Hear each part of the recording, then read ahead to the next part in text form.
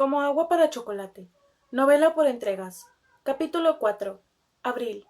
Mole de guajolote con almendra y ajonjolí. Ingredientes: un cuarto de chile mulato, 3 chiles pasilla, 3 chiles anchos, un puño de almendras, un puño de ajonjolí, caldo de guajolote, un bizcocho, un tercio de concha, cacahuates, un medio de cebolla, 2 tablillas de chocolate, vino, anís, manteca, clavo, canela, pimienta, azúcar, semilla de los chiles, 5 dientes de ajo. Manera de hacerse. Después de 2 días de matado el guajolote, se limpia y se pone a cocer con sal. La carne de los guajolotes es sabrosa y aún exquisita si se ha cebado cuidadosamente. Esto se logra teniendo a las aves en corrales limpios, con grano y agua en abundancia. 15 días antes de matar a los guajolotes, se les empieza a alimentar con nueces pequeñas, comenzando el primer día con una, al siguiente se le echan en el pico 2, y así sucesivamente se les va aumentando la ración, hasta la víspera de matarse, sin importar el maíz que coman voluntariamente en ese tiempo. Tita tuvo mucho cuidado en cebar a los guajolotes apropiadamente, pues le interesaba mucho quedar bien en la fiesta tan importante a celebrarse en el rancho, el bautismo de su sobrino, el primer hijo de Pedro y Rosaura. Este acontecimiento ameritaba una gran comida con mole.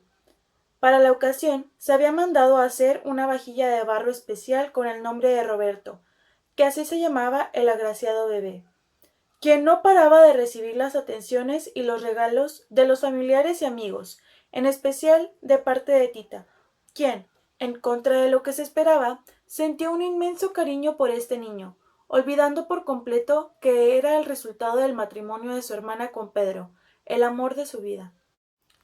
Con verdadero entusiasmo se dispuso a preparar con un día de anterioridad el mole para el bautizo.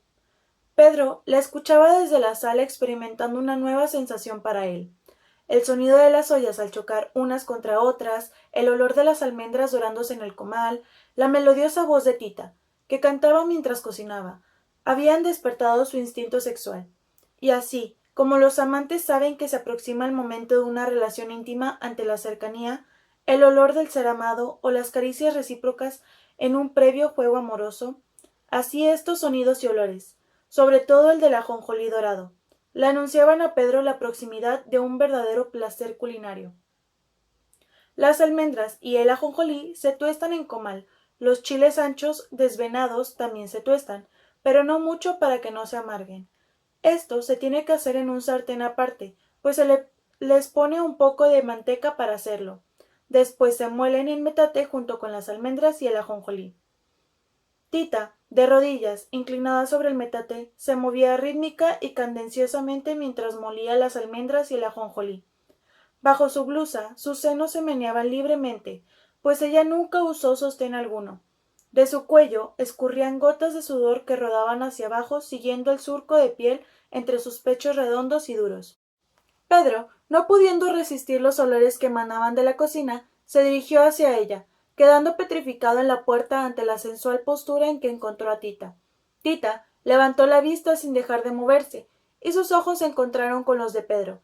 Inmediatamente sus miradas enardecidas se fundieron, de tal manera que quien los hubiera visto solo habría notado una sola mirada, un solo movimiento rítmico y sensual, una sola respiración agitada y un mismo deseo. Permanecieron en éxtasis amoroso hasta que Pedro bajó la vista y la clavó en los senos de Tita. Esta dejó de moler, se enderezó y orgullosamente irguió su pecho para que Pedro lo observara plenamente. El examen de que fue objeto cambió para siempre la relación entre ellos. Después de esa escrutadora mirada que penetraba la ropa, ya nada volvería a ser igual. Tita supo en carne propia por qué el contacto con el fuego altera los elementos, por qué un pedazo de masa se convierte en tortilla, por qué un pecho sin haber pasado por el fuego del amor es un pecho inerte, una bolsa de masa sin ninguna utilidad. En solo unos instantes, Pedro había transformado los senos de Tita de castos a voluptuosos, sin necesidad de tocarlos. De no haber sido por la llegada de Chencha, que había ido al mercado por los chiles anchos, quién sabe qué hubiera pasado entre Pedro y Tita. tal vez Pedro hubiera terminado amasando sin descanso los senos que Tita le ofrecía. Pero, desgraciadamente, no fue así. Pedro, fingiendo haber ido por un vaso de agua de limón, con chía lo tomó rápidamente y salió de la cocina. Tita, con manos temblorosas, trató de continuar con la elaboración del mole como si nada hubiera pasado. Cuando ya están bien molidas las almendras y el ajonjolí, se mezclan con el caldo donde se coció el guajolote y se le agrega sal al gusto. En un molcajete se muele el clavo, la canela, el anís, la pimienta y por último el bizcocho que anteriormente se ha puesto a freír en manteca junto con la cebolla picada y el ajo. Enseguida se mezclan con vino y se incorporan. Mientras olía las especias, Chencha trataba en vano de capturar el interés de Tita. Pero por más que le exageró los incidentes que había presenciado en la plaza y le narraba con lujo de detalles la violencia de las batallas que tenían lugar en el pueblo, solo alcanzaba a interesar a Tita por breves momentos. Esta, por hoy, no tenía cabeza para otra cosa que no fuera la emoción que acababa de experimentar. Además de que Tita conocía perfectamente cuáles eran los móviles de Chencha al decirle estas cosas. Como ella ya no era la niña que se asustaba con las historias de la Llorona, la bruja que chupaba a los niños, el coco y demás horrores, ahora Chencha trataba de asustarla con historias de colgados, fusilados, desmembrados, degollados e inclusive sacrificados a los que se les sacaba el corazón en pleno campo de batalla. En otro momento le hubiera gustado caer en el sortilegio de la graciosa narrativa de Chencha y terminar por creerle sus mentiras, inclusive la de que a Pancho Villa le llevaban los corazones sangrantes de sus enemigos para que se los comiera, pero no ahora. La mirada de Pedro le había hecho recuperar la confianza en el amor que éste le profesaba. Había pasado meses envenenada con la idea de que o Pedro le había mentido el día de la boda al declararle su amor solo para no hacerla sufrir, o que con el tiempo Pedro realmente se había enamorado de Rosaura. Esta inseguridad había nacido cuando él, inexplicablemente, había dejado de festejarle sus platillos. Tita se esmeraba con angustia en cocinar cada día mejor. Desesperada, por las noches, obviamente después de tejer un buen tramo de su colcha, inventaba una nueva receta con la intención de recuperar la relación que entre ella y Pedro había surgido a través de la comida. De esta época de sufrimiento nacieron sus mejores recetas. Y así, como un poeta juega con las palabras, así ella jugaba a su antojo con los ingredientes y con las cantidades, obteniendo resultados fenomenales. Pero nada. Todos sus esfuerzos eran en vano. No lograba arrancar de los labios de Pedro una sola palabra de aprobación. Lo que no sabía es que mamá Elena le había pedido a Pedro que se abstuviera de elogiar la comida, pues Rosaura de por sí sufría de inseguridad por estar gorda y deforme a causa de su embarazo, como para encima tener que soportar los cumplidos que él hacía a Tita so pretexto de lo delicioso que ella cocinaba. Qué sola se sintió Tita en esa época. Extrañaba tanto a Nacha, odiaba a todos, inclusive a Pedro. Estaba convencida de que nunca volvería a querer a nadie mientras viviera. Claro, que todas estas convicciones se esfumaron en cuanto recibió en sus propias manos al hijo de Rosaura. Fue una mañana fría de marzo. Ella estaba en el gallinero recogiendo los huevos que las gallinas acababan de poner para utilizarlos en el desayuno. Algunos aún estaban calientes, así que se los metía bajo la blusa, pegándoselos al pecho para mitigar el frío crónico que sufría y que últimamente se le había agudizado. Se había levantado antes que nadie, como de costumbre. Pero hoy lo había hecho media hora antes de lo acostumbrado para empacar una maleta con la ropa de Gertrudis. Quería aprovechar que Nicolás salía de viaje a recoger un ganado para pedirle que por favor se la hiciera llegar a su hermana. Por supuesto, esto lo hacía a escondidas de su madre. Tita decidió enviársela, pues no se le quitaba de la mente la idea de que Gertrudis seguía desnuda. Claro, que Tita se negaba a aceptar como cierto que esto fuera porque el trabajo de su hermana en el burdel de la frontera así lo requería, sino más bien porque no tenía ropa que ponerse. Rápidamente le dio a Nicolás la maleta con la ropa y un sobre con las señas del antro donde posiblemente encontraría a Gertrudis, y regresó a hacerse cargo de sus labores. De pronto, escuchó a Pedro preparar la carretela.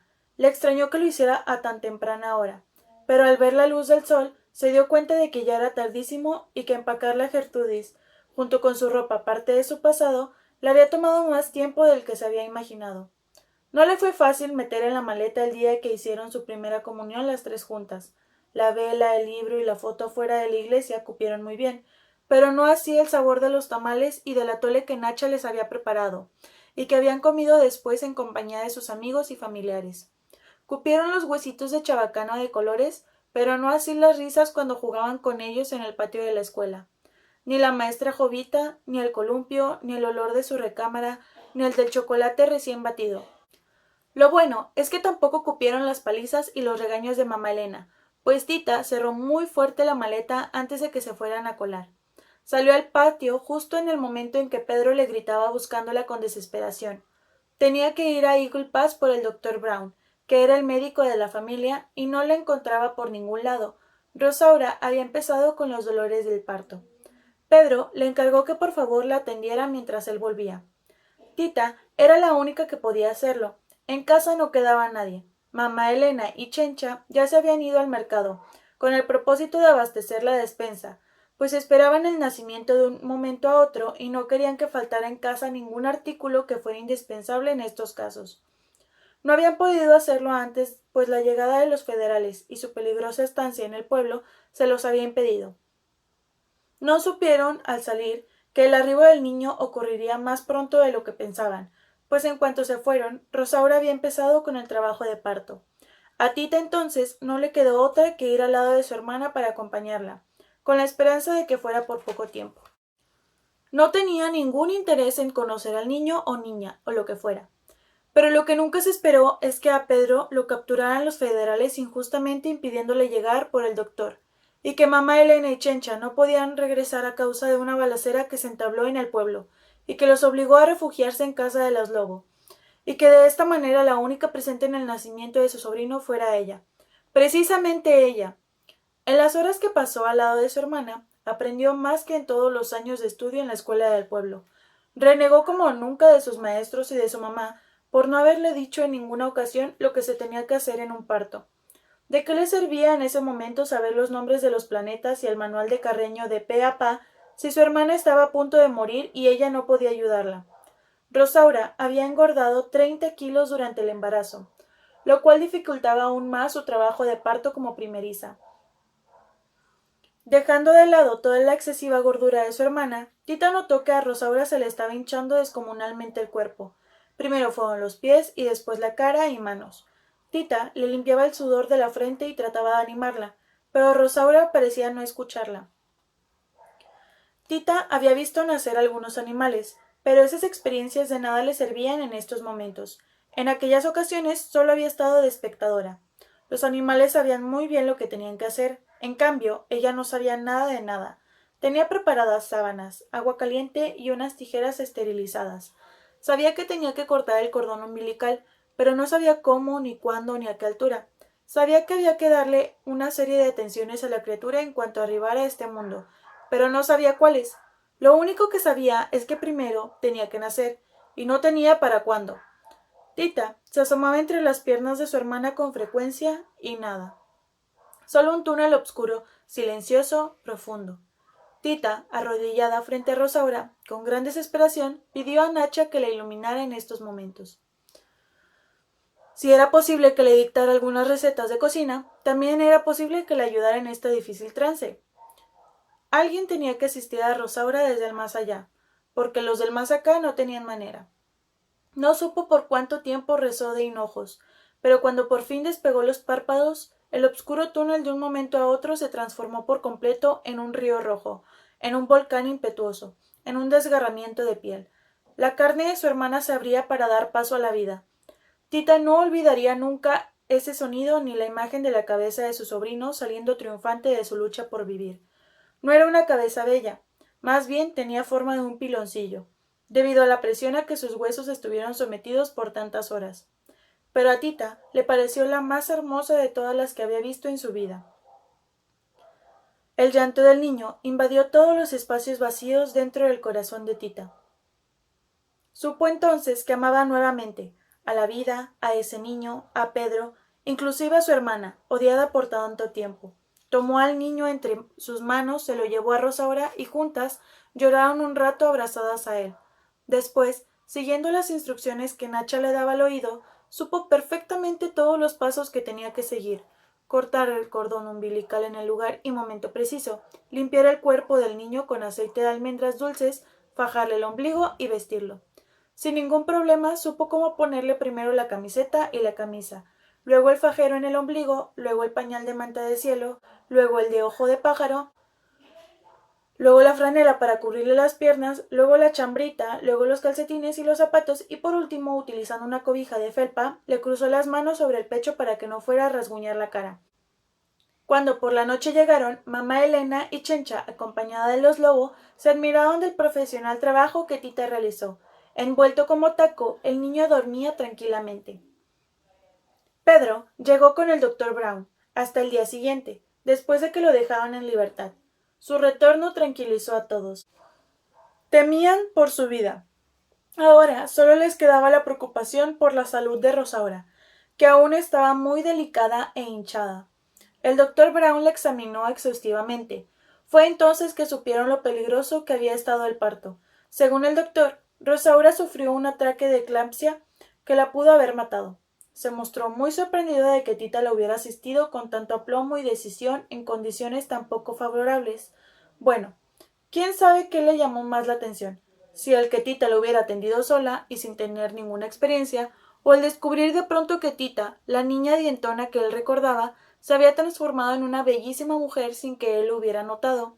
Desde la muerte de su esposa, 5 años atrás, nunca había vuelto a sentirse atraído hacia ninguna mujer. Desde la muerte de su esposa, 5 años atrás, nunca había vuelto a sentirse atraído hacia ninguna mujer.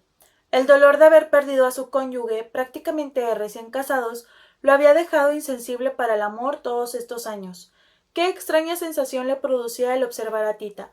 Un hormigueo le recorría todo el cuerpo, despertando y activando sus dormidos sentidos. La observaba como si fuera la primera vez que lo hiciera. Qué agradables le parecían ahora sus dientes. Habían tomado su verdaderamente... Okay. Desde la muerte de su esposa 5 años atrás, nunca había vuelto a sentirse atraído hacia ninguna mujer. El dolor de haber perdido a su cónyuge, prácticamente recién casados, lo había dejado insensible para el amor todos estos años. Qué extraña sensación le producía el observar a Tita. Un hormigueo le recorría todo el cuerpo, despertando y activando sus dormidos sentidos.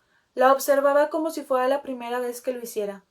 Qué agradables le parecían ahora sus dientes. Habían tomado su verdadera proporción dentro de la armonía perfecta de las facciones finas y delicadas de su rostro. La voz de mamá Elena interrumpió sus pensamientos. Doctor, ¿no será molesto para usted venir 2 veces al día hasta que mi hija salga de peligro? Claro que no. En primera, es mi obligación, y en segunda, es un placer frecuentar su agradable casa. Fue verdaderamente una fortuna que mamá Elena estuviera muy preocupada por la salud de Rosaura y no detectara el brillo de admiración que John tenía en la mirada mientras observaba a Tita, pues de haberlo hecho no le hubiera abierto tan confiadamente las puertas de su hogar. Por ahora, el doctor no le representaba ningún problema a mamá Elena. Lo único que la tenía muy preocupada era que Rosaura no tenía leche. En el pueblo, afortunadamente, encontraron a una nodriza que se encargó de amamantar al niño. Era pariente de Nacha, acababa de tener su 8º hijo y aceptó con agrado el honor de alimentar al nieto de mamá Elena. Durante un mes lo hizo de maravilla, hasta que una mañana, cuando se dirigía al pueblo a visitar a su familia, fue alcanzada por una bala perdida que se escapó de una balacera entre rebeldes y federales, y la hirió de muerte. Uno de sus parientes llegó a dar la noticia al rancho, justamente cuando Tita y Chencha estaban mezclando en una olla de barro grande todos los ingredientes del mole. Este es el último paso y se realiza cuando ya se tienen todos los ingredientes molidos tal y como se indicó. Se mezclan en una olla y se le añaden las piezas del guajolote, las tablillas de chocolate y azúcar al gusto. En cuanto espesa, se retira del fuego. Tita terminó sola de preparar el mole, pues Chencha, en cuanto supo la noticia, se fue inmediatamente al pueblo a tratar de conseguir otra nodriza para el niño. Regresó hasta la noche y sin haberlo logrado. El bebé lloraba exasperado. Trataron de darle leche de vaca y la rechazó. Tita trató entonces de darle té, tal y como Nacha lo había hecho con ella, pero fue inútil. El niño igualmente lo rechazó. Se le ocurrió ponerse el rebozo que Lupita la nodriza había dejado olvidado, pensando que el niño se tranquilizaría al percibir el olor familiar que éste despedía, pero por el contrario, el niño lloró con más fuerza, pues el olor le indicaba que ya pronto recibiría su alimento y no comprendía el motivo de su retraso. Buscaba desesperadamente su leche entre los senos de Tita. Si hay algo en la vida que Tita no resistía, era que una persona hambrienta le pidiera comida, y que ella no pudiera dársela. Le provocaba mucha angustia, y sin poder contener por más tiempo, Tita se abrió la blusa y le ofreció al niño su pecho. Sabía que estaba completamente seco, pero al menos le serviría de chupón y lo mantendría ocupado mientras ella decidía qué hacer para calmarle el hambre. El niño se pescó del pezón con desesperación y succionó, con fuerza tan descomunal que logró sacarle leche a Tita. Cuando ella vio que el niño recuperaba poco a poco la tranquilidad en su rostro y lo escuchó deglutir, sospechó que algo extraño estaba pasando. ¿Sería posible que el niño se estuviera alimentando de ella? Para comprobarlo, separó al niño de su pecho y vio cómo le brotaba un chisguete de leche. Tita no alcanzaba a comprender lo que sucedía. No era posible que una mujer soltera tuviera leche. Se trataba de un hecho sobrenatural y sin explicación en esos tiempos. En cuanto el niño sintió que lo separaban de su alimento, empezó a llorar nuevamente. Tita, de inmediato, lo dejó que se pescara a ella, hasta que sació por completo su hambre y se quedó plácidamente dormido como un bendito. Estaba tan absorta en la contemplación del niño que no sintió cuando Pedro entró a la cocina. Tita era en ese momento la misma Ceres personificada, la diosa de la alimentación en pleno. Pedro no se sorprendió en lo más mínimo ni necesitó recibir una explicación. Embelesado y sonriente, se acercó a ellos, se inclinó y le dio un beso a Tita en la frente. Tita le quitó al niño el pecho, ya estaba satisfecho. Entonces los ojos de Pedro contemplaron realmente lo que ya antes había visto a través de la ropa, los senos de Tita. Tita intentó cubrirse con la blusa. Pedro la ayudó en silencio y con gran ternura. Al hacerlo, una serie de sentimientos encontrados se apoderaron de ellos: amor, deseo, ternura, lujuria, vergüenza, temor de verse descubiertos. El sonido de los pasos de mamá Elena sobre la duela de madera les advirtieron oportunamente del peligro. Tita alcanzó a ajustarse correctamente la blusa y Pedro a tomar distancia de ella antes de que mamá Elena entrara a la cocina, de tal manera que cuando abrió la puerta no pudo encontrar, dentro de lo que las normas sociales permiten, nada de qué preocuparse. Pedro y Tita aparentaban gran serenidad. Sin embargo, algo olió en el ambiente que la hizo agudizar todos sus sentidos y tratar de descubrir qué era lo que le inquietaba. Tita, ¿qué pasa con ese niño? ¿Lograste hacerlo comer? Sí, mami, tomó todo su té y se durmió. Bendito sea Dios. Entonces, Pedro, ¿qué esperas para llevar al niño con tu mujer? Los niños no deben estar lejos de su madre.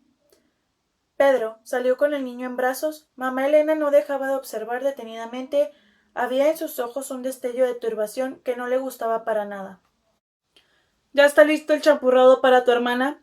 Ya, mami. Dámelo para que se lo lleve. Necesita tomarlo día y noche para que le baje la leche. Pero por más champurrado que tomó, nunca le bajó la leche. En cambio, Tita tuvo desde ese día leche suficiente como para alimentar no solo a Roberto, sino a otros 2 niños más si así lo hubiera deseado. Como Rosaura estuvo delicada algunos días, a nadie le extrañó que Tita se encargara de darle de comer a su sobrino. Lo que nunca descubrieron fue la manera en que lo hacía, pues Tita, con la ayuda de Pedro, puso mucho cuidado en que nadie la viera. El niño, por tanto, en lugar de ser un motivo de separación entre ambos, terminó por unirlos más. Tal parecía que la madre del niño era Tita y no Rosaura. Ella así lo sentía y así lo demostraba. El día del embarazo, con qué orgullo cargaba a su sobrino y lo mostraba a todos los invitados. Rosaura no pudo estar más presente que en la iglesia, pues aún se sentía mal. Tita entonces tomó su lugar en el banquete. El doctor John Brown miraba a Tita embelesado. No podía quitarle los ojos de encima. John había asistido al bautizo solo para ver si podía conversar con ella a solas. A pesar de que se veían a diario, durante las visitas médicas que John le hacía a Rosaura, no habían tenido la oportunidad de platicar libremente y sin ninguna otra persona presente. Aprovechando que Tita caminaba cerca de la mesa donde él se encontraba, se levantó y se le acercó con el pretexto de ver al niño. «Qué bien se ve este niño, al lado de una tía tan bella». «Gracias, doctor. Eso que no es su propio hijo. Ya me imagino lo bonita que se va a ver cuando el niño que cargue sea el suyo». Una nube de tristeza cruzó por el semblante de Tita. John la detectó y le dijo: «Perdón, parece que dije algo incorrecto».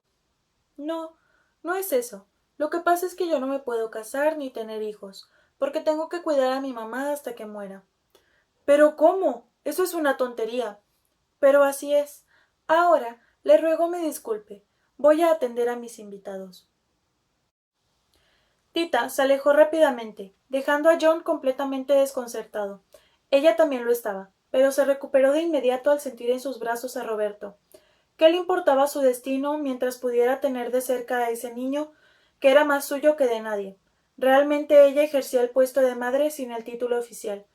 Pedro y Roberto le pertenecían y ella no necesitaba nada más en la vida. Tita estaba tan feliz que no se dio cuenta que su madre, lo mismo que John, aunque por otra razón, no la perdía de vista un solo instante. Estaba convencida de que algo se traían entre manos Tita y Pedro. Tratando de descubrirlo, ni siquiera comió y estaba tan concentrada en su labor de vigilancia que le pasó desapercibido el éxito de la fiesta. Todos estuvieron de acuerdo en que gran parte del mismo se debía a Tita. El mole que había preparado estaba delicioso. Ella no paraba de recibir felicitaciones por sus méritos como cocinera, y todos querían saber cuál era el secreto. Fue verdaderamente lamentable que en el momento en que Tita respondía a esta pregunta diciendo que su secreto era que había preparado el mole con mucho amor, Pedro estuviera cerca y los dos se miraran por una fracción de segundo con complicidad, recordando el momento en que Tita molía en el metate, pues la vista de águila de mamá Elena, a 20 metros de distancia, detectó el destello y le molestó profundamente. Entre todos los invitados, ella era realmente la única molesta, pues curiosamente, después de comer el mole, todos habían entrado en un estado de euforia que los hizo tener reacciones de alegría poco comunes. Reían y alborotaban como nunca lo habían hecho y pasaría bastante tiempo antes de que lo volvieran a hacer. La lucha revolucionaria amenazaba con acarrear hambre y muerte por doquier. Pero en esos momentos parecía que todos trataban de olvidar que en el pueblo había muchos balazos. La única que no perdió la compostura fue mamá Elena, que estaba muy ocupada en buscar una solución a su resquemor, y aprovechando un momento en que Tita estaba lo suficientemente cerca como para no perder una sola de las palabras que ella pronunciara, le comentó al padre Ignacia en voz alta: «Por cómo están presentando las cosas, padre, me preocupa que un día mi hija Rosaura necesite un médico y no lo podamos traer, como el día en que dio a luz. Creo que lo más conveniente sería que en cuanto tenga más fuerzas se vaya junto con su esposo y su hijito a vivir a San Antonio, Texas, con mi primo. Ahí tendrán mejor atención médica». «Yo no opino lo mismo, doña Elena. Precisamente por cómo está la situación política, usted necesita de un hombre en casa que la defienda». «Nunca lo he necesitado para nada. Sola he podido con el rancho y con mis hijas. Los hombres no son tan importantes para vivir, padre», recalcó. «Ni la revolución es tan peligrosa como la pintan. Peor es el chile y el agua lejos». «No, pues eso sí», respondió riéndose. «Ah, qué doña Elena, siempre tan ocurrente. Y dígame, ¿ya pensó dónde trabajaría Pedro en San Antonio?» «Puede trabajar como contador en la compañía de mi primo. No tendrá problema, pues habla muy bien el inglés». Las palabras que Tita escuchó resonaron como cañonazos dentro de su cerebro. No podía permitir que esto pasara. No era posible que ahora le quitaran al niño. Tenían que impedirlo a como diera lugar. Por lo pronto, mamá Elena logró arruinarle la fiesta, la primera fiesta que gozaba en su vida.